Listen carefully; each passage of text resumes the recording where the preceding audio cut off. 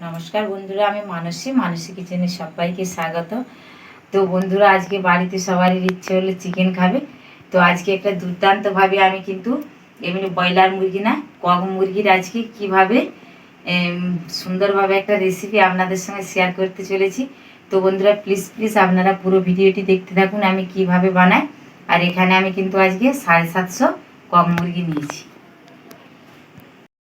অনেকেই তো ব্রয়লার মুরগি খেতে চান না বা পোলট্রি খেতে চান না, কিন্তু এই কক খেতে কিন্তু বন্ধুরা দুর্দান্ত লাগে, তবে একটু শক্ত হয়।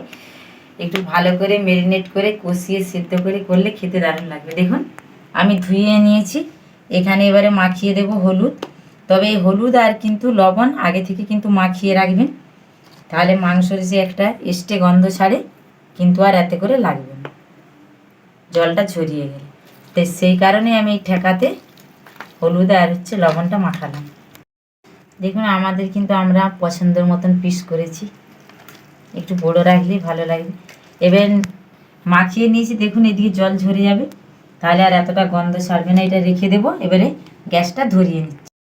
সরিষার তেল, তবে এখানে কিন্তু আমি খাঁটি সরিষার তেলই ব্যবহার করেছি বন্ধুরা। তেল খুব ভালো করে গরম করে নেব।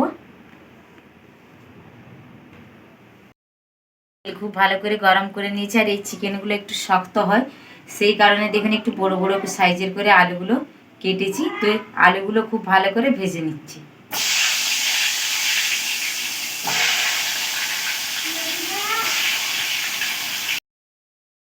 দেখুন আলুগুলোকে পুরো একদমই লাল লাল করে ভেজে নিয়েছি, কিন্তু এরকমই ভাজতে হবে এই রেসিপিটার জন্য। এবারে তুলে নেব, সব আলুগুলো তুলে নিচ্ছি। ওই একই তেলে আমি দিয়ে দেবো একটু সামান্য চিনি। এই চিনিটা দেওয়ার কারণে মাংসটাও সেদ্ধ হবে ভালো, কালারও ভালো আসবে। চিনিটা কিন্তু ভালো করে গুলিয়ে নেব।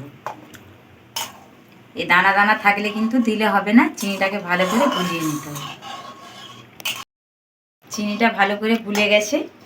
এবারে ফোড়নে দিয়ে দেব কয়েকটা গোটা জিরে, একটা তেজপাতা, দুটো শুকনো লঙ্কা, ভালো করে ফোড়ন করে নেব।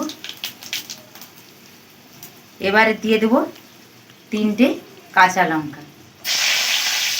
কাঁচা লঙ্কাগুলো দেওয়ার পরে দিয়ে দেবো পেঁয়াজটা। পেঁয়াজটাকে কিন্তু একদমই খুব ভালো করে লাল করে ভেজে নিতে হবে, একদমই লাল করে ভেজে নিচ্ছি। পেঁয়াজটাকে একদমই লাল লাল করে ভেজে নিয়েছি। দিয়ে দেবো এবারে রসুন, দিয়ে দিলাম রসুন। তবে এতে কিন্তু আমি একটু রসুনের পরিমাণটা বেশি দিয়েছি, কারণ রসুনের পরিমাণটা যতটাই বেশি হবে এই মাংসটা খেতে কিন্তু ততটাই ভালো লাগবে। এই দুটোকে আবার একসঙ্গে ভালো করে ভেজে নেব। পেঁয়াজ রসুন খুব ভালো করে ভেজে নিয়েছি। এবার দিয়ে দেবো আদা বাটা। এবার এই 3 থেকে খুব ভালো করে একসঙ্গে ভেজে নিচ্ছি। দেখুন কতটা ভালো করে ভেজেছি, অবশ্যই আপনারা দেখতে পাচ্ছেন কিভাবে ভেজেছি। তো এবারে এতে আমি একে একে করে মশলা অ্যাড করে দিচ্ছি। দিয়ে দেব লঙ্কার গুঁড়ো 1 চা চামচ দিয়ে দেব। এখানে যেহেতু আমি শুকনা লঙ্কা কাঁচা লঙ্কা দুই ব্যবহার করেছি, দিয়ে দিলাম।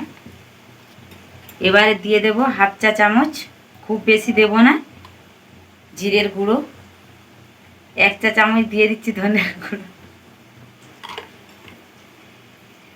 দিয়ে দিচ্ছি হলুদের গুঁড়ো, দিয়ে দেবো 2 চা চামচ, দিয়ে দিলাম। এবারে মশলাটা যাতে না এখানে পুড়ে যায়, এবারে দিয়ে দেব জল। দেখুন দিয়ে দেব জল। এবারে দিয়ে দেব টমেটো কুচি। তো এখানে আমি কিন্তু টক দই ব্যবহার করব বন্ধুরা। অনেকেই কিন্তু এই মশলার সঙ্গে দেয়, কিন্তু আজকে দেখুন আমি কোন সময় টক দইটা ব্যবহার করি। দিয়ে দেব টমেটো কুচি। এবারে দিয়ে দেব 1 চা চামচ লবণ। আমি যেহেতু চিকেনও দিয়েছি আলুও মাখিয়েছি, তাই এটাই থাক, পরে লাগলে আবার দিয়ে দেব। ভালো করে মশলাটাকে কষিয়ে নিচ্ছি। অনেকেই আছেন চিকেন নামাবার একটু আগে কিন্তু ধনেপাতা দেয়, কিন্তু এই মশলা চিকেন কষাবার আগে এই মশলার সঙ্গে ধনেপাতা দিয়ে বন্ধুরা ঝোলটা খেয়ে দেখবেন দুর্দান্ত স্বাদ হয়। তো আমি এই সময় কিন্তু সব সময় সব রেসিপিতেই ব্যবহার করি বন্ধুরা। নামাবার সময় খুব কম ব্যবহার করি। তো মশলাটা একদম তেল ছেড়ে যাওয়া পর্যন্ত আমি অপেক্ষা করে নেব। দেখুন মশলা থেকে পুরো একদম তেল ছেড়ে গেছে, মশলাটা ভালো কষানো হয়ে গেছে। এবারে চিকেনগুলো আমি দিয়ে দেবো হলুদ মাখানো। এবার এই মাংসটা যেহেতু এখানে শক্ত একটু হয়, তো আমি ধীরে সুস্থে হাতে সময় নিয়ে ভালো করে কষিয়ে নিচ্ছি, ঢাকা চাপা দিয়ে ভালো করে সেদ্ধ করে নেব। দেখুন এখানে আমি একটা 102 একটা ডিবা নিয়েছি। এবার এই বাটিতে নিয়ে নেব আর একটু নিয়ে নিচ্ছি। দেখুন এটাকে এবারে আমি ভালো করে ফেটিয়ে নিচ্ছি। ভালো করে কিন্তু ফেটাতে হবে, না ফেটালে কিন্তু তরকারিতে দিলেই কিন্তু কেটে যাবে। এইভাবে ভালোভাবে আমি ফেটিয়ে একদমই পুরো একদমই। মাংসটা কিন্তু অনেকটাই কষিয়ে নিয়েছি আর জলও অনেকটাই প্রায় মরে এসেছে। ঠিক এই সময় কিন্তু ফেটিয়ে রাখা দইটা দিয়ে দিতে হবে। দেখুন দইটা কত সুন্দর মলামের মতন একদম ফাটিয়ে নিয়েছি, ফেটিয়েছি। এবার দিয়ে দিলাম। এই সময় বন্ধুরা একটিবার হলেও এরকমভাবে দই দিয়ে দেখবেন, খেতে অসাধারণ।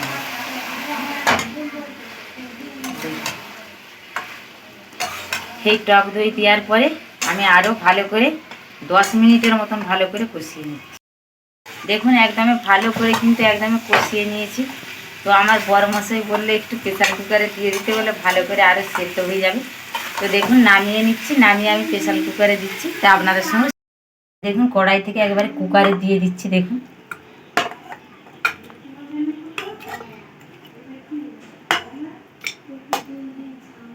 দেখুন আমি জল দিয়ে দিয়েছি। তো খুব বেশি জল দেব না। আর এই মাংসটা কিন্তু আমার শ্বশুরমশাই খুব পছন্দ করে, তাই আমি খুব বেশি ঝোল পছন্দ করে না। দেখুন এবারে ভেজে রাখা আলুগুলো দিয়ে দেব। তবে আলুগুলো অলরেডি কিন্তু ভাজার সময় সেদ্ধ হয়ে গেছে, তাই আমি একটা সিটি দেব, বেশি দেব না। এবারে যে এখানে আমি গোটা গরম মশলা বেটে রেখেছিলাম, একটু জল দিয়ে গুলিয়ে নিয়ে দিয়ে দেব। এতে করে এটার স্বাদ কিন্তু আরও দ্বিগুণ হয়ে যাবে।